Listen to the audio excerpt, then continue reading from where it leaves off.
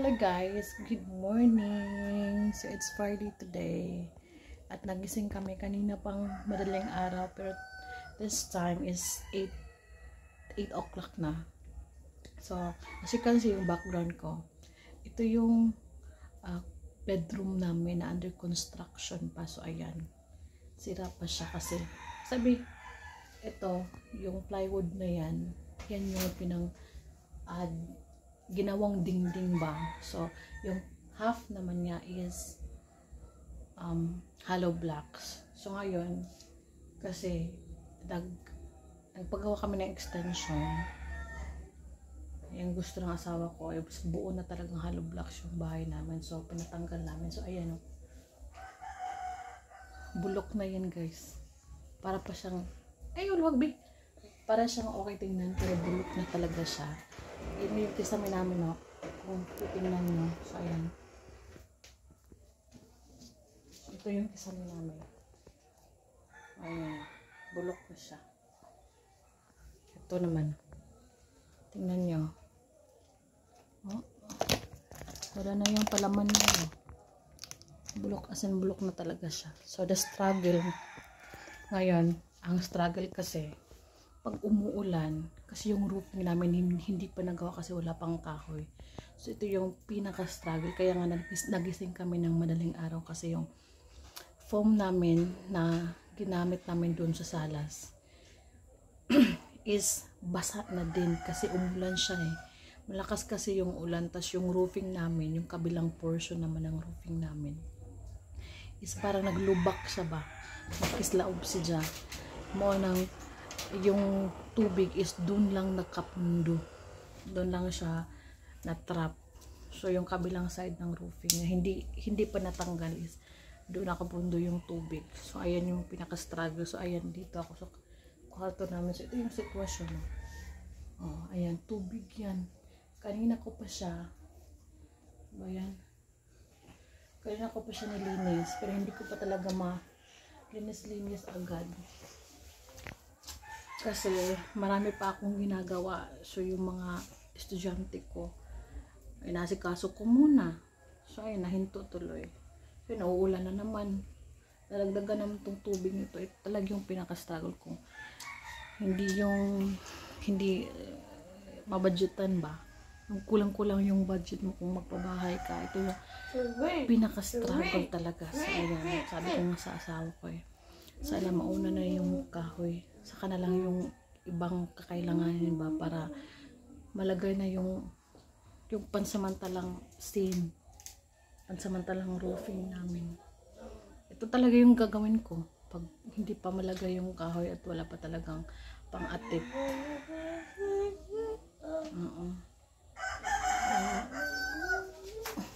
Dami yan kanina tubig yan guys. So ayan, hindi ko na mapakita yung buong kasi yung bahay namin, alam niyo, pati salas napakakalat kasi nga palaging umuulan dito. So ayun, kung magpapabahay kayo, kung may plano kayong pubahay, siguraduhin niyo muna yung kahoy. Kasi pag nabuo na yung pundasyon pag okay na yung pundasyon ng bahay nyo, yung kahoy at yung roofing naman yung isunod nyo, okay na kung iiwan nyo yan pansamantala at saka nyo nabalikan kung may budget na kayo. So ito yung talagang pinaka-struggle. So ayan, at marami pa akong gagawin today kasi pupunta pa kami ng bayan kasi yung daycare learners kasi may activity sila. So ayan, babalikan ko muna kayo mamaya, or babalikan ko kayo mamaya. So ayan, mag-breakfast muna ako pagkatapos nito. Sana naman hindi na lumakas yung ulan. Okay guys, see ya later.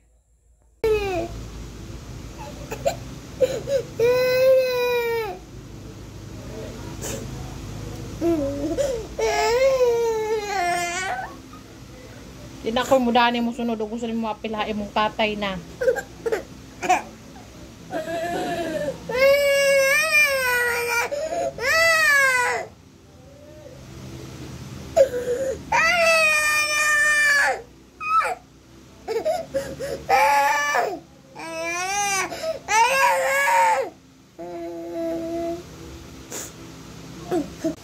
Guys, so ayan, nandito kami sa shop ngayon kasi galing kaming Central School.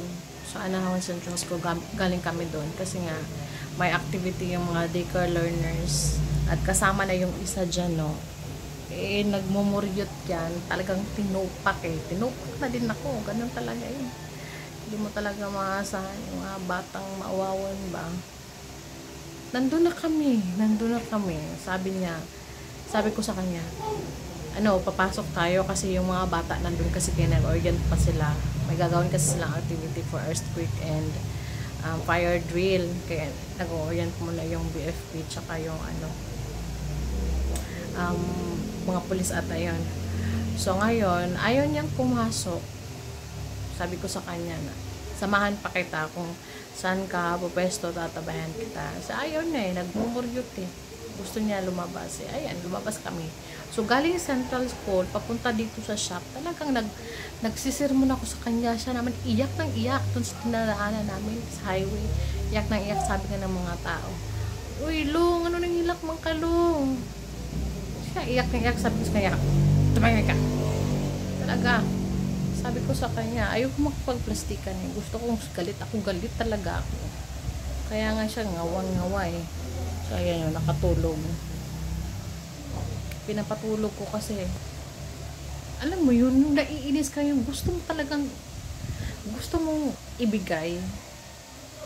Gusto mong samahan siya kung ano yung mga activities niya. Pero, ewan ko ba, parang ayaw niyo talaga. Siguro sa bata pa kasi siya.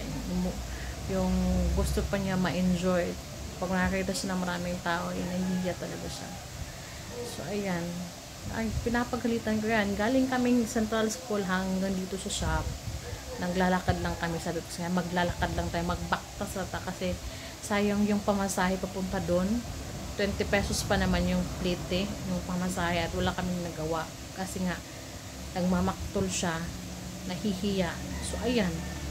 Ako naman na tumaas yung sungay ko. Yung kilay ko, sige, yung ganyan gusto mo, sige, uwi tayo. Akala mo lang madali, akala mo madali lang. Marami akong sinakripisyo doon sa bahay. Dapat marami pa akong gagawin pang napunasan lahat yung basa doon eh. Para lang masamahan ka. Sabi niya kasi gusto niyang umattend. So, ayan.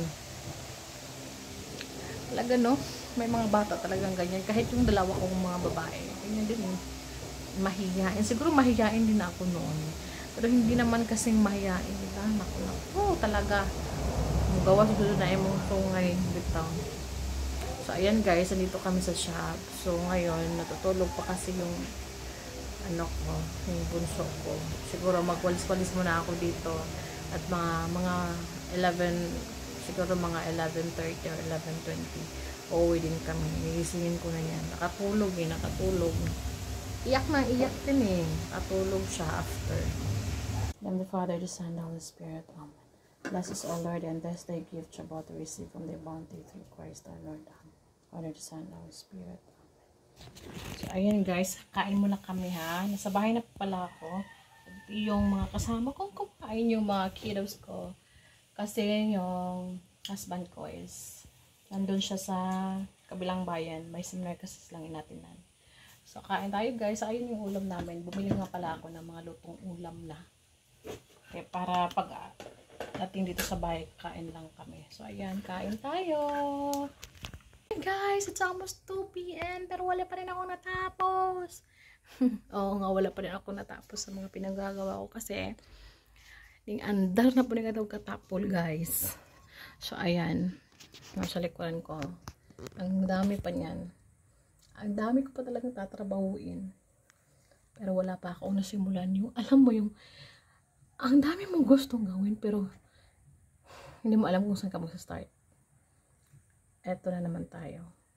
Eto na naman ako sa pagiging katapulan ko.